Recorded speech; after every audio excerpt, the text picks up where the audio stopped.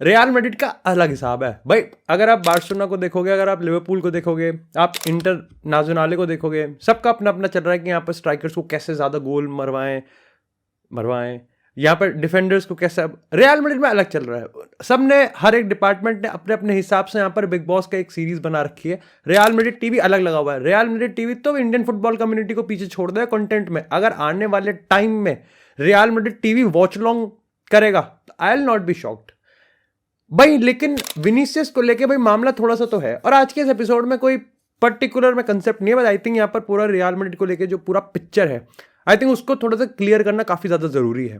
क्योंकि इस समय जो रियल मैड्रिड के अराउंड जो भी पूरा परसेप्शन है, जो कि पूरा वाइब है, कोई अंधा ही होगा जो कि कहेगा कि हाँ वो नेगेटिव नहीं है। Like real Madrid of the pitch, on the pitch, इस पॉइंट ऑफ टाइम पे काफी ज्यादा लाइक चीजों से गुजर तो रहा है।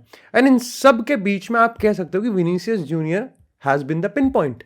और विनीसियस जूनियर का आप कह सकते हो कि यहाँ पर बैलन डोर के बाद से ही, या फिर मैं कहूँगा कि नए सीजन में आपने विनीसियस जूनियर के तरफ से, विनीसियस जूनियर के रिगार्डिंग आपने सब चीज़ देख लिया। आपने यहाँ पर बैलन डोर, आपने एक दूसरे इक्वल डिजर्विंग बंदे को जाता हुआ देखा है आपने। इसके साथ ही यहाँ पर आपने उसको ह्यूमिलेट होते हुए देखा है, आपने उसको इंजर्ड होते हुए देखा है, आपने उसको गुस्सा करते हुए देखा है, आपने उसको नहाते हुए, मतलब आपने उसको अरे भाई आपने उसको खेलते हुए देखा है। लेकिन यहाँ पर आज के इस एपिसोड में हम लोग एक इंसिडेंट को लाइक इंट्रोडक्शन के तौर पे लेंगे। अब हाल ही में तुमको पता है कि रिसेंटली मैंने एक एपिसोड बनाया था जहां पर हमने विनीसियस और सबायोस को लेके एक जो कंट्रोवर्सी थी उस पूरे इसको डिबंक करा था। वहां पर मेरा पूरा सिंपल स्टैंड है कि भाई ये नॉर्मल है यार, ये नॉर्मल है, it's not that deep, it's generally not that deep जितना उसको बनाया जा रहा है।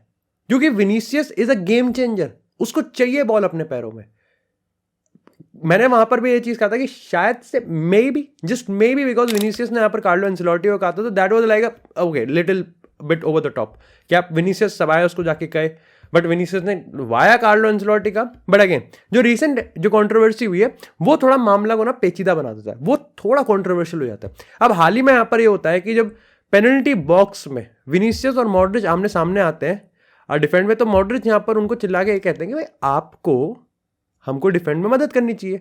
वही यहाँ पर काफी ट्रांसलेशन के हिसाब से विनीसियस ने कुछ गंदा वाला अलग तरह निकाला, शायद से यहाँ पर उसने यही चीज कहा कि मैं कर तो रहा हूं। अब इसके रिगार्डिंग यहाँ पर रेलेवो की रिपोर्ट में इस चीज को बताया गया कि इस पूरे एक्शन में जो सबसे करीब थे वो फादे वाल्वर्दे थे, जिसने अगेन मॉड्रिच को बैक करते हुए कहा कि भाई जेन्युइनली विनीसियस को पीछे आके डिफेंड करना चाहिए। इसके बाद जब मॉड्रिच से पोस्ट मैच इंटरव्यू में पूछा जाता है कि भाई क्या मामला था, क्या लड़ाई है, तो उसने तो देखो अगेन ही इज मॉड्रिच, उसने कहा कि ये फुटबॉल की चीजें पिच तक ही रहती हैं।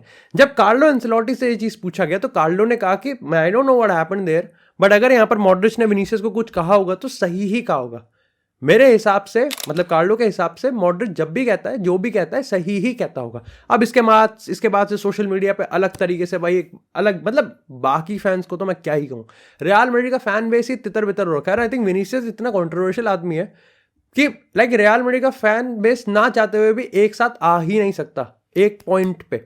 अब पॉइंट यहां पर ये है कि अगर हम एंटी विनीसियस की बात करें तो वो ये कहते हैं कि भाई इसका तो बार बार हो रहा है, ये जो एटीट्यूड है, पहला पॉइंट उनका ये कि ये जो एटीट्यूड है तो बार बार सामने निकल के आ रहा है। पहले सबायोस आ गया, उससे पहले कोई और था, उससे पहले यहां पर कोई और होगा, अब यहां पर फाइनली लूका मॉड्रिच 39-40 इयर्स का है, वो one of the biggest leader है रियल मैड्रिड के ड्रेसिंग रूम में। अगर रियल मैड्रिड की हिस्ट्री की बात करें तो लूका मॉड्रिच ने कितना कुछ उखाड़ा है, आप यहां पर सीधा सीधा जवाब नहीं दे सकते। दूसरा पॉइंट यहां पर यह आता है कि पर्टिकुलरली यहां पर डिफेंसिव लायबिलिटी, लाइक जिस तरीके से कार्लो एंसेलोटी ने, लाइक इस टीम ने, लाइक मॉड्रिच, फादे वाल्वर्दे की हम बात करें या फिर रूडिगर की हम बात करें, इन सबको एक्सपोज छोड़ रखा है क्योंकि आगे के प्लेयर पीछे नहीं आते। आई थिंक ये भी एक बड़ा रीजन है। काफी सारे लोग कहते हैं कि भाई यहाँ पर मॉड्रिच और फादे वाल्वर्दे का जो पूरा फ्रस्ट्रेशन है वो काफी ज्यादा जस्टिफाइड है। So it's no big deal, it's no surprising कि यहाँ पर वो विनीसियस पे चिल्ला पड़े। सो उन्होंने कहा कि भाई विनीसियस इस पॉइंट ऑफ टाइम पे ज्यादा हरामीपना कर रहा है, और इसके पीछे सबकी अपनी अपनी थ्योरी है। सब अपने आप को विलियम शेक्सपियर समझते हैं। तो वो यहाँ पर कहते हैं कि भाई देखो सीधा बैलन डोर के बाद से वो थोड़ा सा वैसा हो गया, कॉकी हो गया, इगोइस्टिक हो गया, वो उसको अपनी जो पोजीशन है वो एम्बापे के साथ खतरे में लग रही है, तो वो और ज़्यादा इनसिक्योर हो गया। अगेन यहाँ पर सऊदी पे हम थोड़ा सा बात करेंगे, लेकिन इस पूरे कंट्रोवर्सी को मैं थोड़ा सा यहाँ पर अब अपने शब्दों में अपना ओपिनियन देने की कोशिश करूँगा। सबसे पहली चीज़ तो मेरे को लगता है कि यहाँ पर I think again just like सबायोस वाला केस, इसको बहुत ज्यादा तूल मिल रही है only and only because it's Vinicius junior. Vinicius junior यहां ना होता और फॉर एग्जाम्पल यहां पर ब्राहिम दियाज होता, या फिर यहां पर आर्दा गुलर होता, या फिर यहां पर एंड्रिक होता, या फिर यहां पर कोई और प्लेयर होता, तो हल्ला नहीं कटता। लेकिन यहां पर विनीसियस है तो हल्ला कटा जा रहा है। लेकिन मेरा यहां पर सबसे बड़ा पॉइंट है कि विनीसियस इस पॉइंट ऑफ टाइम पे इतना बड़ा अट्रैक्शन हो चुका है कि हर बंदा, हर newspaper, Spanish media literally like लपालप लगा रहे हैं भाई उसके पिछवाड़े पे लट।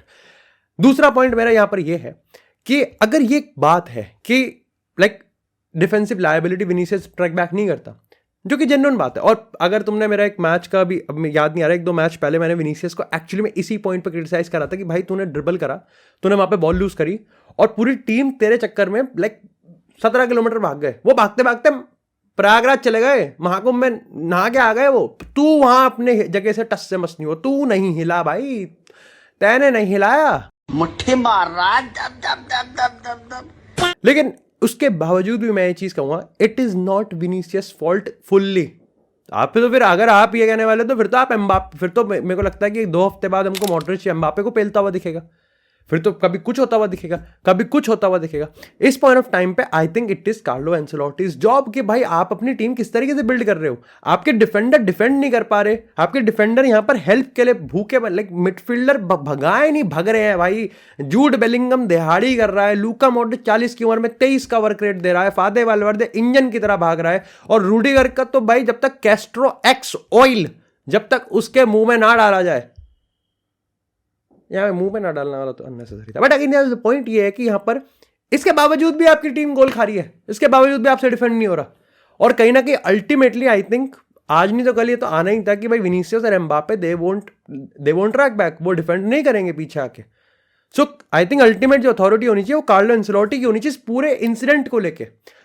अब मॉड्रिच वाले पर्टिकुलर मुद्दे पे आते हैं। आई थिंक यस, मॉड्रिच इसमें सही कह रहा है, ही इज द लीडर। अगर उसकी टीम, उसको लग रहा है कि मेरी टीम यहां पर बहुत ज्यादा सफर कर रही है, बहुत ज्यादा यहां पर आप प्रेशर सस्टेन नहीं कर पा रही है और आगे के प्लेयर पीछे नहीं आ रहे, भाई वो विनीसियस को क्या, वो एम्बापे को पेल देगा और जेन्युइन पेल देगा। उसमें अथॉरिटी है, दिख रहा है पिच पे, ये सिस्टम है। But you don't want, I think मेरे को लगता है कि हम इसको ज्यादा तूल दे रहे हैं क्योंकि अगेन यू नो लाइक तुम्हें भी पता है कि भाई वो 5-6 सेकंड का एक वो फेज होता है जहां पर निकल जाता है गुस्से में कि भाई क्या कर रहा है भाई, डिफेंड करना, आगे हमको मदद कर। वो 5 सेकंड का निकल जाता है, उसके बाद बैक टू बेसिक्स। वो कोई ये भाई मॉड्रिच कोई या फिर कोई फैन बेस या फिर पर्टिकुलर तो कॉमन सेंस है ना कि कोई ये थोड़ी चाहे कि विनीसियस पूरा टाइम डिफेंड करता रहे। यू डोंट वांट विनीसियस का वर्क रेट डिफेंसिव में ब्राहिम दियाज जैसा हो।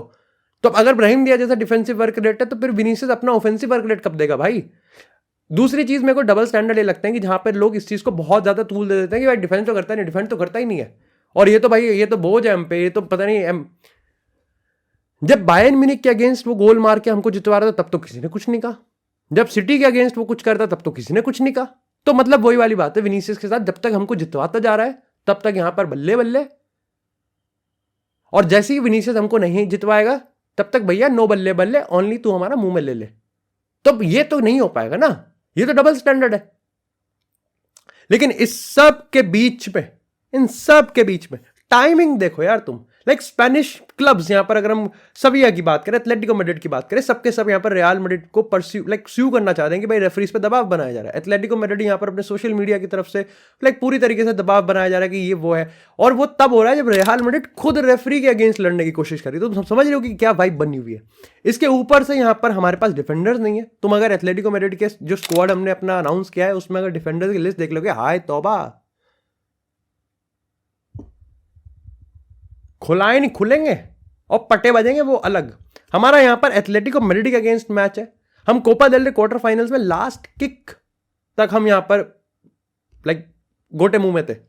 Then we will come back to, अगर हम इस वाले सिचुएशन पे हमारे पास सामने मैनचेस्टर सिटी है और दोनों ही लैग हो जाएंगे जब तक शायद से हमारे पास कोई रीइंफोर्समेंट आएगी कि रूडिगर बैक टू फिटनेस आएगा नहीं आएगा, कितने फिटनेस पे आएगा कितने पे नहीं आएगा। और मैड्रिड डर्बी की बात करें तो यहां पर अगेन जीरो कॉन्फिडेंस, और उसमें फैन बेस की गलती थोड़ी है, टीम ही ऐसा खेल रही है, क्या करें।